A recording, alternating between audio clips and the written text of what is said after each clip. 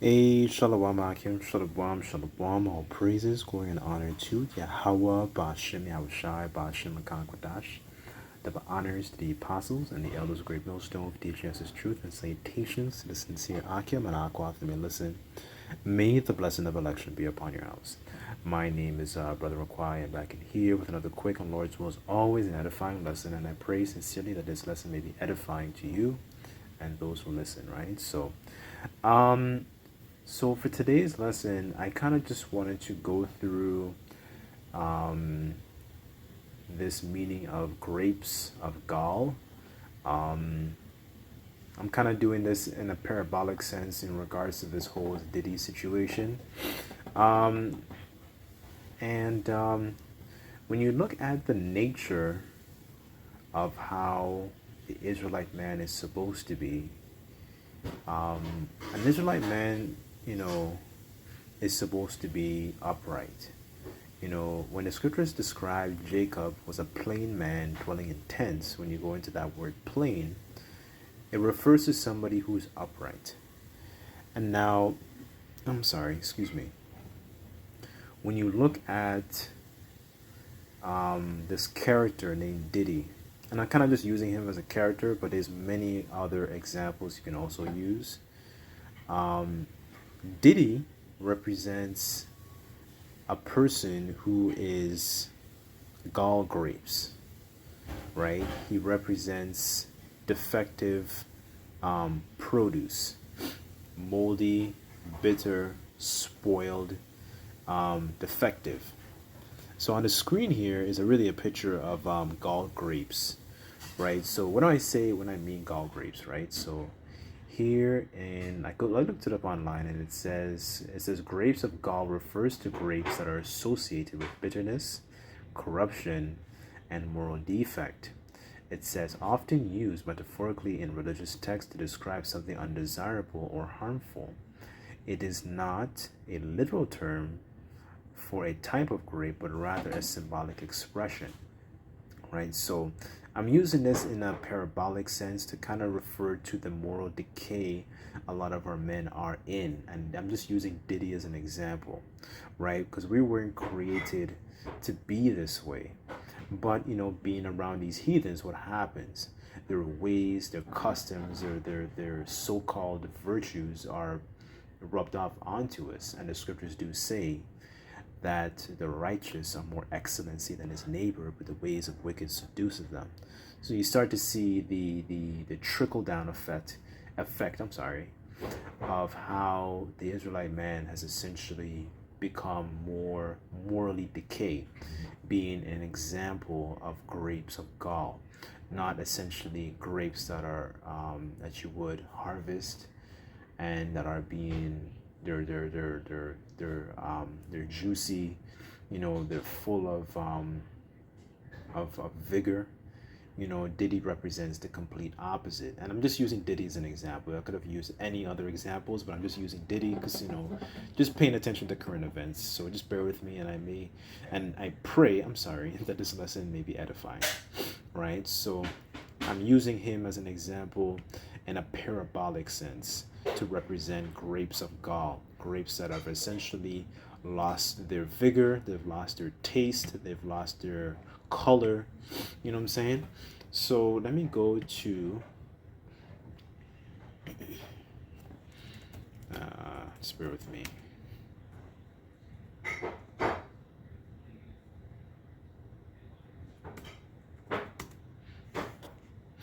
me just go here. Just bear with me on this. So this is Deuteronomy 32, verse 32. And it says, "For their vine is the vine of Sodom, and of the fields of Gomorrah. Their grapes are grapes of gall, their clusters are bitter. Their wine is the poison of dragons, and the cruel venom of asps." And that's a snake, right? This is the way, the nature, of you see a lot of our people are today. Especially when they go into those entertainment industries. This is the types of fruit this is the type of evil fruit that, that they produce. And when you go into when Yahweh Shai was saying in Matthew the 7th chapter, when he describes a tree, a good tree, brings forth good fruit, and an evil tree cannot bring forth good fruit, and vice versa, to roughly paraphrase. When you go into that word fruit, it refers to the Greek word karpos. Karpos meaning deeds. So now you're seeing the kinds of deeds, like this character Diddy is bringing forth. The type of, you see the type of tree that he is, right? Well, like we always known, but it's no surprise because the scriptures do say the law is slack and judgment never goes forth, right? So we're seeing that, trickle down with this character here named Diddy. Oh goodness, 1 second.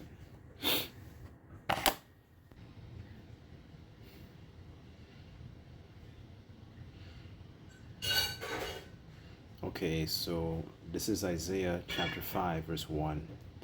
And it says, now I will sing. I'm reading in the NLT. So it says, now I will sing for the one I love, a song about his vineyard. My beloved, I had a rich vineyard on a rich and fertile hill. He plowed the land, cleared its stones, and planted it with the best vines. In the middle, he built a watchtower and carved a winepress in the nearby rocks. Then he waited for a harvest of sweet grapes, but the grapes that grew were bitter. Now, hold on. It says here, now you people of Jerusalem and Judah, you judge between me and my vineyard. What more could I have done for my vineyard that I have not already done? When I expected sweet grapes, why did my vineyard give me bitter grapes? Right? So this is the degenerate state that you see a lot of our men and women also, right? But I'm kind of just speaking mostly, about the men here, and I'm just using Diddy as an example. He's an example of bitter grapes, of sour grapes, a grapes clustered that you can't even use anymore, because you see the continuation of more wickedness. And Diddy's just one example. There's probably more people that have done a lot more, right? Esau has essentially, created a situation where our people, what they do is, in order for them to, so-called rise up in the ranks, they have to do things that essentially transgress against the Lord, right? So they have no foundation. So it says here in verse 5 in the NLT, it says, now let me tell you what I will do to my vineyard. I will tear down its hedges and let it be destroyed. I will break down its walls and let the animals trample it. I will make it a wild place where the vines are not pruned and the ground is not hoed, a place overgrown with briars and thorns. It says, I will command the clouds to drop no rain on it. And that's hard work, when you think about it, and this is all parabolic too, because the number of things that the Lord, has done for us, right? And this is the type of behavior our people behave, So when you look at it, the Lord is going to get rid of 2/3 of his vineyard, right? And he's going to burn it because there is no need for sour grapes. You can't use it. You can't use it's unprofitable, right? So it says, the nation of Israel is the vineyard of the Lord of heaven's armies. The people of Judah are his pleasant garden. He expected a crop of justice, but instead it found oppression. He expected to find righteousness, but instead he cries for violence. And that's very interesting that it said oppression too, because And when it said that, it reminded me of an account in Nehemiah, this one of the chapters during the time of Nehemiah. One of the things you had a lot of our people doing was that they were oppressing their own people by imposing usury practices. And I was using usury as an example, but there were many other things that our people have done, towards their own people, right? And then this is the type of behavior that we treat, um, our own kin. They oppress their own people. That's another thing that is found amongst a lot of gang culture, is that they oppress their own people. They oppress their own kin, right? You don't find examples of righteousness, and the scriptures talk about to do good. Essentially, to roughly paraphrase, they have no knowledge, but to do anything that's wicked, they're very, very skilled, knowledgeable. They know how to do it, and that's not the way we were supposed to be created, right? The scriptures say that keep therefore and do them, for this is your wisdom in the sight of the other nations, because the other nations are supposed to look to us as an example of righteousness. They're supposed to look to us as a beacon of how you're supposed to live. But when the nations when the nations look at us, they're like, we're a complete laughing stock, right? So let's go to Lamentations 4.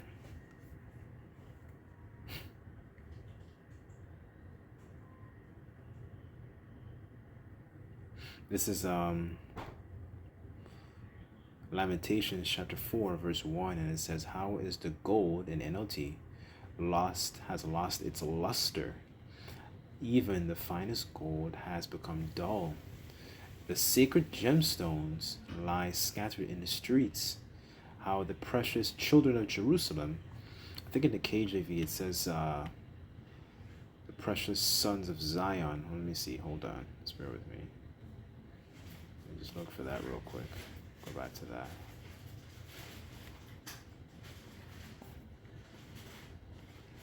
Okay, verse 2 in the KJV, it says, the precious sons of Zion, comparable to fine gold. How were they esteemed as earthen pitchers, the works of the hands of the potter. Even the sea monsters draw out the breast. They give suck to their young ones, but the daughter of my people is become cruel, like ostriches in the wilderness. Right. So this is we've gone from a state of respect, to a state where we're essentially a laughing stock in the eyes of the enemies. Right. This is not how an Israelite man, he's just a beacon of wickedness. We're speaking about Diddy, right? He is not an example. We're supposed to be a respectable example, unto the eyes of the other nations. But he is an example of wickedness, folly, lewdness, filthiness. Those are different fruits of the flesh. Those are different evil works,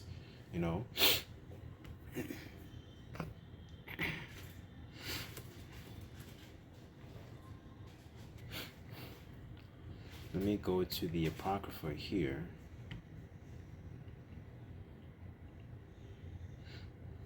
And if I may add this also, a lot of these behaviors that you see a lot of our people engaging in, these behaviors are strongly tied to,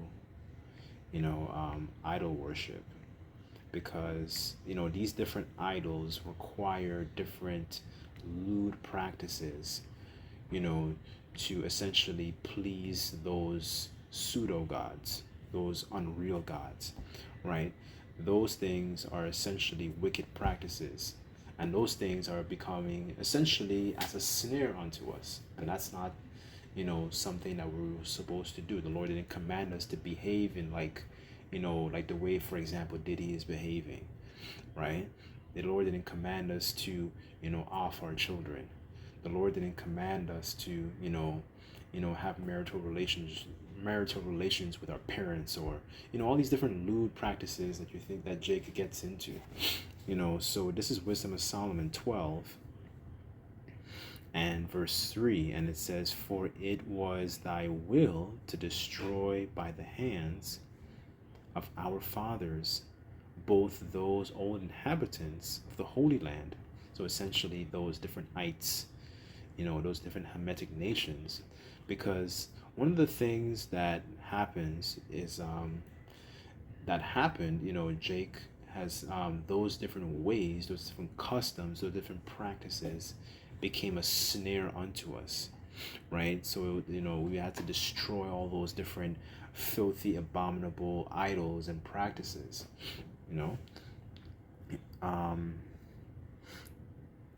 Verse 4, and it says, "Whom thou hatest for doing the most odious works of witchcraft and wicked sacrifices, and also those merciless murderers of children, devourers of men's flesh, and feast of blood with their priests out on the midst of their idolatrous crew, and their parents that killed with their own hands souls destitute of help, that land which thou esteemest above all other might receive a worthy colony of the Most High's children," right? So, those ways, those customs, those practices, those were things that, that had to be gotten rid of. Essentially, if you think about it, it's kind of like, if you're like the precept I brought out earlier, if you're planting a vineyard, one of the things you do is that you clear out, if you see, like, say for example, you bought a house and you saw the backyard, and the backyard has some weeds, it's got some I don't want to say dandelions, because dandelions has its has actual healthy properties, but essentially it had some plants that you didn't want, right? So what you're going to do, you want to plant a very, very gorgeous looking vineyard. So what are you going to do? You're going to clear out, I'm sorry, those different unwanted plants. You're going to get rid of those thorn bushes. You're going to get rid of the feces. You're going to get rid of the wilted dead plants, everything that you don't want. You're going to get rid of it, right? And that was the objective of when we went into the land during the time of Joshua, right? Is to clear out all that filth, all those different ites, right? And get rid of those different idols, right? We don't want any of those things becoming a snare onto your chosen rose bushes, right? I'm speaking again parabolically about our people. We are the chosen people above all the people upon the face of the earth. Those ways were going to corrupt. The Lord didn't want our ways being corrupted by these different, idols, right? But essentially, when you go into the book of Judges after Joshua passes, essentially what happens is you have a generation that grew up and didn't know the Lord, and they started falling into the ways of Baal, right? And the Lord began to punish us, right? So those produced those different filthy different works, right? And I think, if I'm not mistaken, also one of their mistakes was the fact that they made those different ites, those different ite nations tribute, as opposed to getting rid of them, right? That was one of the things that that we had to do. We had to get rid of those different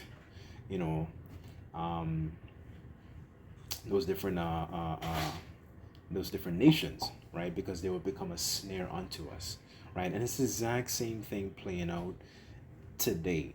When you look at the nature of our people, when they go around these different heathens and they have to make money, they want to advance in their so-called careers, those different ways, they see these other nations practicing their filthy ways. Jake gets entangled, and that what does that do? That makes Jane a strange vine, a degenerate plant, when we're supposed to be a noble, a regal, a righteous vine unto the Lord, right? So